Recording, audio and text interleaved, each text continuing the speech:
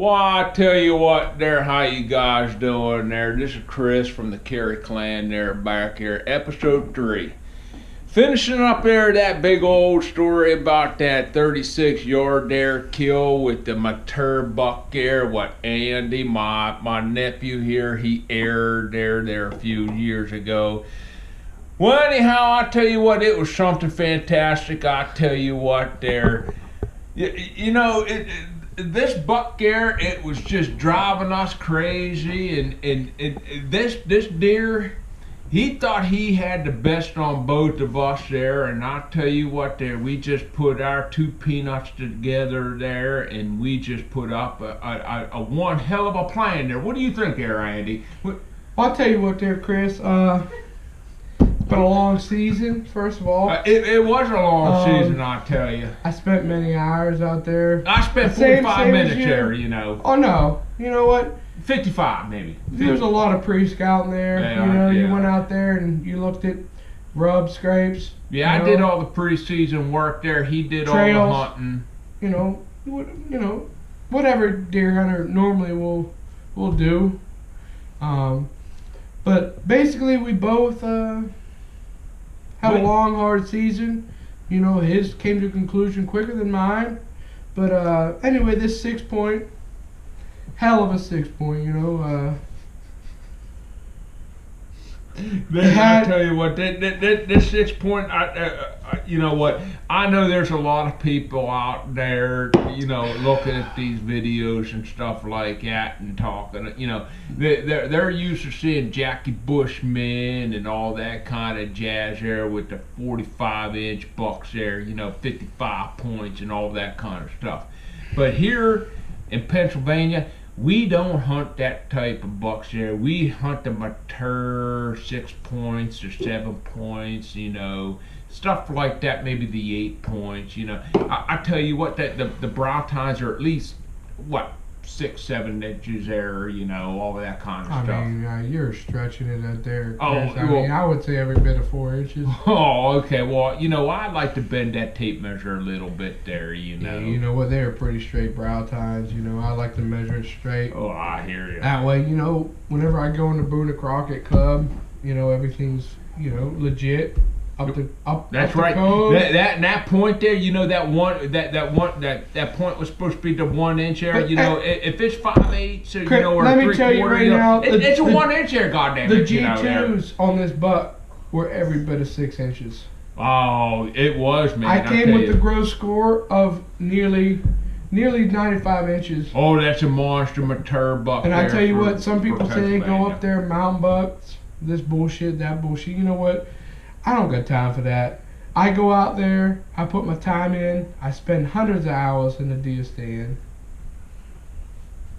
And you know what? I have limited patience for people that go out there, hunt their food plots, shoot a 105-inch deer. You know, I put every last minute of waking hours that I'm up into the deer woods. Well, now, that shot you put on that there, Randy, I tell you, it was a magnificent shot there, 36 yards there. 36. You know, the 36 yards. I tell you what, it was full of brush, trees, and all that kind of stuff. Vines, I tell you. I put my 30-yard pin on them. I settled in, and I said, this deer's going to die today. And I released the trigger. And the arrow went up, flew through the woods, hit a few branches, knocked it off the course. Oh, God. But you know what? In the end, it put it right in the Boilermaker. Boilermaker? Yeah. Well, I tell you what, how many yards did that deer there run there, Andy? You know what? It was no more than 350 yards. 350 yards, I tell you. That's a good kill there, Andy. I tell you what. You know, I hit the liver. Oh. I hit double liver shot. Yep.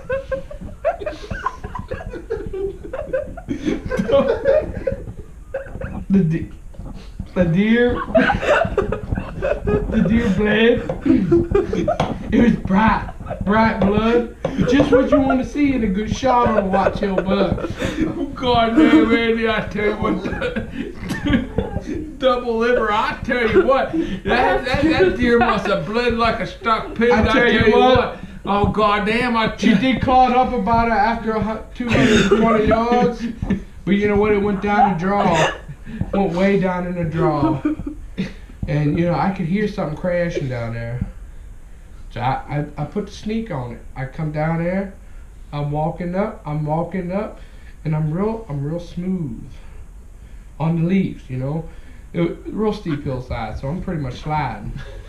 So the leaves just went out the way and I slide, but it was quiet nonetheless. So I get down in the bottom, of this draw, and I'm walking into it and I see him. Well, now, is that when you had to jump on that deer's back there? Or is that another deer there? Because I remember you telling me a story about that one buck there, man. You had to jump on it and take a ride for it there. Oh, that's stories for the future there. Oh, I see there, Randy. I got plenty of. Oh, we got all kinds of stories. But you know what? We need to end this here story here. Well, yeah. You stopped interrupting me. Well, I'm sorry there, Randy. You know, I just like telling stories there, you know. Well, you know what? Listen. Anyway, I get down to the bottom of this draw. I see him. He's down in there. And the only thing I can think to do is run up on him, get my machete out, and put one right in behind the Boilermaker. Oh yeah, I tell you, machete and the Boilermaker. I tell you what, that deer ain't gonna go too far there. You know, with the machete. You know, I don't know about everybody else. But in the end, I dropped the machete off and I got my buck knife out. Oh, buck knife. Oh, now we're down to the buck knife. 6-inch buck knife with a nice edge on it. You know, this is getting intense. I put a fine edge on it with my sharpening stone. Oh yeah. And I got that edge on. And I'm working that edge. Each edge. And then I sweep it down. Then I rough it up a little bit more. Then I sweep it down. That way the edge is super sharp, even on the point, all the way back to the tag. Oh, I hear you. That's how I should be there. You just jammed that right in there, and I tell you, I bet you that deer didn't go 2 feet there after that, you know. Oh, I tell you, it was 20 yards. 20 yards? Were you on its back there holding on that rack or what? I tried, but the rack just was not big enough for my hands. Oh my goodness. That's crazy. Well, anyhow, Andy, you did harvest that mature buck there, didn't you? Absolutely. That's good. I'm still eating backstraps. Oh, that's good. That's good to hear. That as long as you harvested that mature deer there, and you're eating that there nice backstrap there, Andy. As long as you eat the animal, I don't care what you do with them. That's right. Well, anyhow, that's all we have for tonight there. So. Yeah. Well. This here's Andy, this here's Chris. Yep. We done fucked up this episode, but for the next one, we will make this work better.